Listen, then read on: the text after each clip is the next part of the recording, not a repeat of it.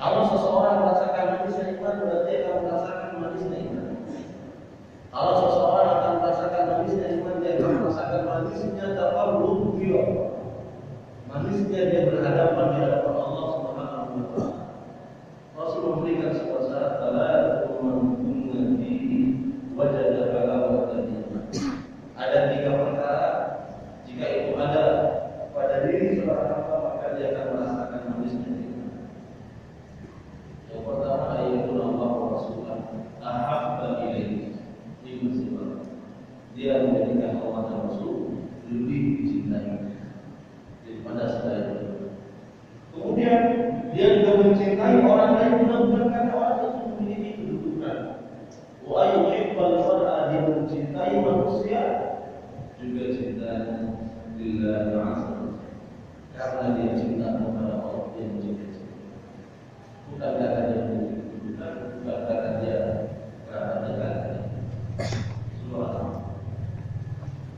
Oleh karena kecintaan ini yang selama ini kita harap-harapkan, bagaimana kita kecintaan yang selama ini sudah kita buktikan, sudah kita nampakkan dalam bentuk ketaatan dengan menjalankan apa yang Allah perintahkan selama kita. Apa bukti nyata yang bisa kita lihat, yang bisa kita rasakan bahwa Allah Subhanahu wa taala telah mencintai kita. Itu sekali. Makanya judul materi kita, dan ini ada 2 buku nanti Pak. Sengaja saya buat dalam bentuk 2 jilid agar biaya cetakannya tidak terlalu mahal. Kalau 2 langsung saya cetak 1 buku, itu biaya cetakannya lumayan besar dan kita tidak ada dana untuk cetak sebuku yang besar. Kalau itu makanya kita bagi 2 di buku 1 dan buku 1 berisi sebab-sebab kita bisa membayar dengan pas nanti di buku 2 sambungannya sedikit. Kemudian bukti nyata yang bisa kita rasakan bahwa Allah mencintai kita. Apa yang bisa kita rasakan bahwa Allah Subhanahu wa taala mencintai kita, sehingga kita bersemangat bahwa Allah memberikan cinta kepada kita. Baik, para ulama menyebutkan hal-hal yang bisa mendatangkan kecintaan Allah Subhanahu wa taala. Yang pertama adalah disebutkan dalam kitab Ad-Darussalam. Beliau mengatakan apa yang disebutkan yaitu qiraatul Quran bitadabbur wa tafahum bil ma'ani wa mafhum, yaitu membaca Al-Quran disertai dengan tadabbur, penghayatan, wa tafahum bil ma'ani, juga memahami makna-maknanya, wa mafhum, juga memahami apa yang diinginkan oleh ayat tersebut.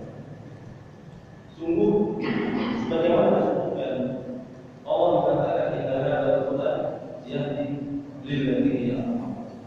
Sungguhnya Al-Quran ini benar-benar akan memberikan petunjuk kepada manusia kepada jalan yang aqwam, jalan yang paling tepat, jalan yang paling lurus. Para ulama mengatakan jalan yang paling lurus adalah jalan yang akan menyampaikannya kepada kecintaan, jalan yang akan mengukur dirinya untuk sampai kepada keridhaan Allah Subhanahu wa taala. Dengan Al-Quran, karena Al-Quran sebagaimana sudah dimaklumi, Al-Quran adalah salah satu bukti nyata Allah Subhanahu wa taala mencintai manusia. Diturunkan Al-Quran, sehingga para ulama mengatakan Al-Quran adalah risalatul Muhammad, surat-surat kecintaan yang Allah berikan kepada manusia agar manusia membacanya berulang-ulang agar dia tetap berada di jalan yang lurus. Karena dalam satu hadis qudsi Allah Subhanahu wa taala berfirman, saya sudah sebutkan dalam ini khalaqtu ibadi hunafa. Sungguhnya aku menciptakan hamba-Ku dalam keadaan lurus. Seluruhnya, baik dia orang baik dia kafir maupun kafir. Allah ciptakan dalam keadaan hunafa, lurus. Hanif. Wa anta musyayatin, tetapi setan Tasdaratul Mu'abdini, kalau setan untuk memalingkan mereka dari agama. Allah tidak akan membiarkan manusia seluruhnya berpaling daripada ketaatan, tidak akan dibiarkan. Oleh karena Allah mengutus para rasul, dan para rasul bertugas untuk membawa risalatul Muhammad. Para rasul dari Nuh sampai Rasul sallallahu alaihi wasallam bertugas untuk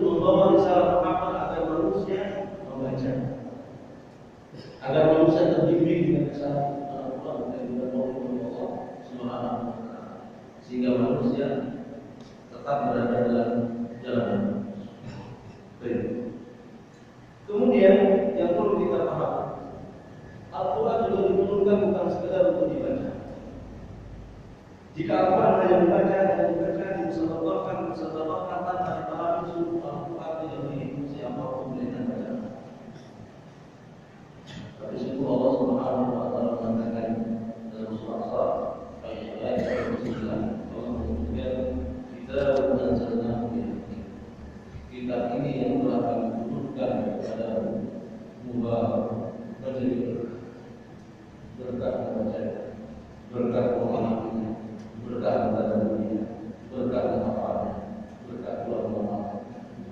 Tetapi lihat baru ayat agar mereka yang sudah mengenal, agar mereka yang sudah membaca Al-Quran, agar mereka yang sudah mendapatkan Al-Quran Karim lihat baru ayat ini, agar mereka mentadabburi ayat-ayat.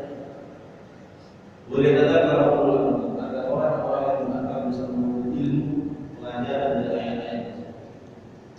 Baru Al-Quran akan menjadi fungsi agar manusia berada di jalan Allah. Kalau tidak ditadabburi tidak akan bisa. Bahkan Allah Subhanahu wa taala memberikan semacam pertanyaan yang pertanyaan tersebut dalam ilmu bahasa disebut al-istifham al-inkari. Pertanyaan yang tidak menunjukkan kita mencari jawaban. Allah memberikan sebuah pertanyaan apabila yatadabbarun Al-Quran am 'ala qulubin aqfalha. Kenapa mereka tidak mentadabburi Al-Quran? Kenapa tidak memandang waktu setelah membaca dan setelah membaca ayat ini? Am 'ala qulubin aqfalha, ataukah hati mereka terus tertutup? Buktinya apa tandanya? Jika seseorang tidak mau mentadabburi Al-Quran, hati itu akan tetap tertutup. Kalau hati tetap tertutup, subhanallah, tidak ada lain yang menjadikan hati itu tertutup melainkan maksiat.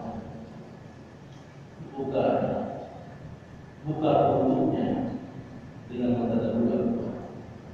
Tunggu ketika hati terbuka, Allah Subhanahu